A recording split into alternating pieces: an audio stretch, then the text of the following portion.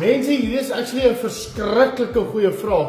En net voor ek my hele 2 liter Pepsi Max afwurg, nee, ek sê asseblief drink dan soos jy water kies, maar jy kan 0 calorie koeldrank drink.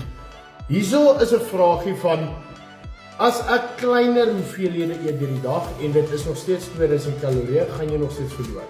Calorie counting is 'n fundament van hoe jy gaan of nie gaan verloor nie. Die hele objektief wat ons by die Hustle span doen, ons hou jou metabolisme op 'n gesonde plek, ons verlaag die vette en so wanneer die vette verlaag is, kan die volume van koolhidrate meer wees, want anders moes jou lyf in keto ingewees het. Jy verkies koolhidrate. So nou is jou volume van kos meer, die diets word konstant geupdate, want jou lyf se grootste funksie is om te survive. Jou lyf wil nie doodgaan nie, so as jy 'n diet vir 'n sekere tydperk volg, gaan jy stil staan. Dit is hoekom die updates daar is om jou lyf in 'n momentum te hou.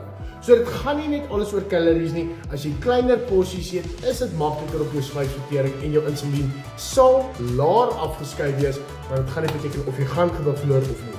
Almal is verskillend. Hoekom ons 'n questionnaire daar buite sit? Besigheidsnommer is in my bio. Werkslim, nie hard. Moenie 'n goeie wees nie. 'n Goeie vraagie. Beeste stoute bliksem.